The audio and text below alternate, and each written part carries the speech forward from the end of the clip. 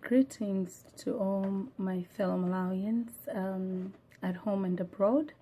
This is a Happy New Year message to you all. As we approach the new year, I figured it would be very difficult for me to write each and every one of you individually, to appreciate you in my life, to thank you all for being whoever you have been in my life. This past year, it's been a very interesting year. Very good things and bad things happen together. But when you look at a bigger picture, everything happens for the good of you. So I would say that God has been gracious to me and my family, and that we are very thankful to every one of you. You know who you are, and you know what role you've played in this year. I have to say that I am finishing this year with a bang and starting next year with a bang. And I have a few things that keep on crossing my mind. Everything that I've done in my life, there's been someone else who has lifted me up or has just said, I know you can do it. And these people are mostly not looked at. We look at people maybe that have helped us financially or that have actually opened their doors for us into their homes. But we don't remember the person that we met on the street and said, you look amazing.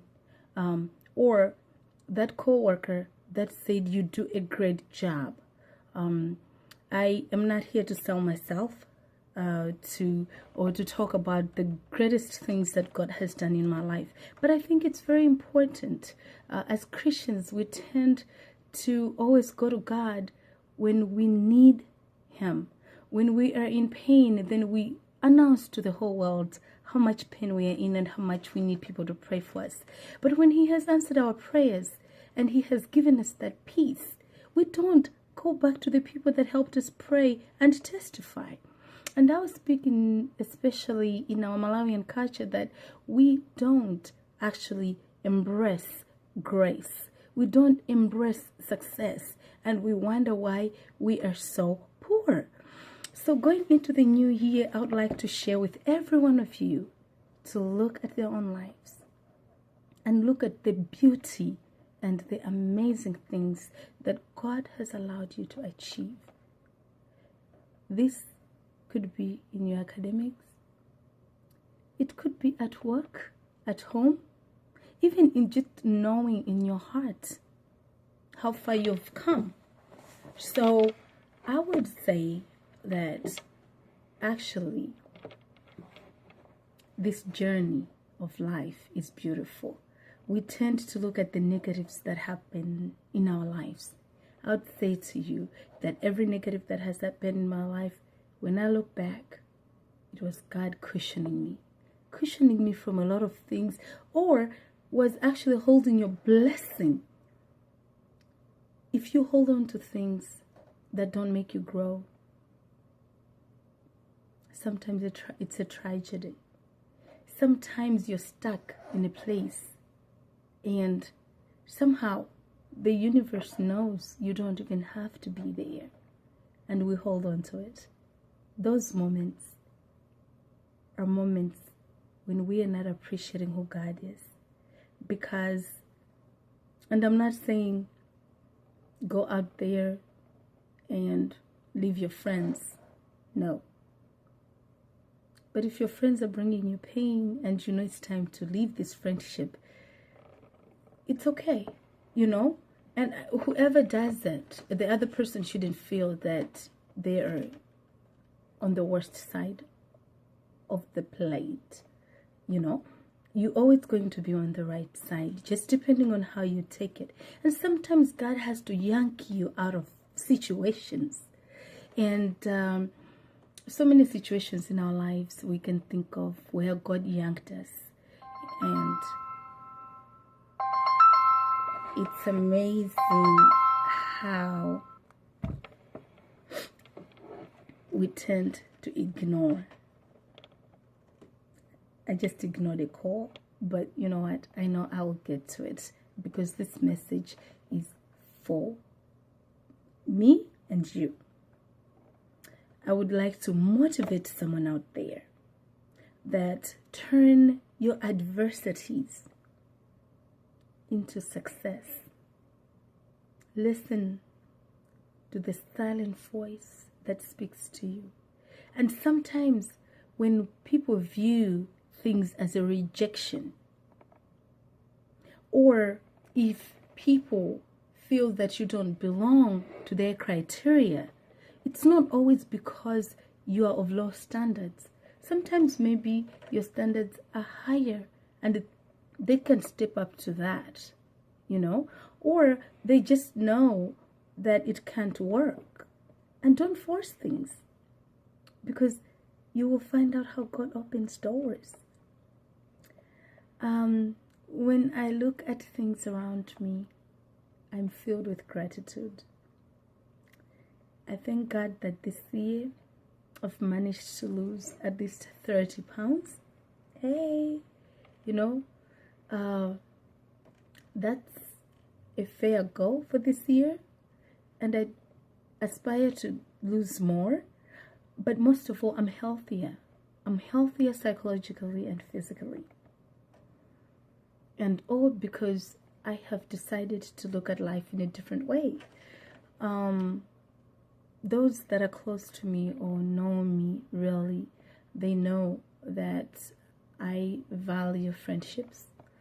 I value people that have helped me through my life.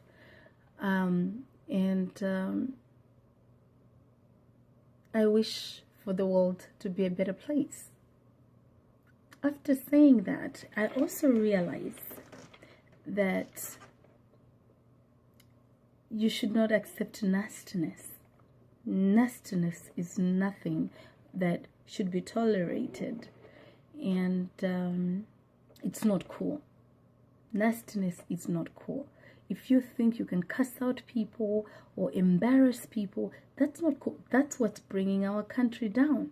Coming to that, I have been hearing a lot of things and looking at a lot of things, and I know that our country is in a bad place.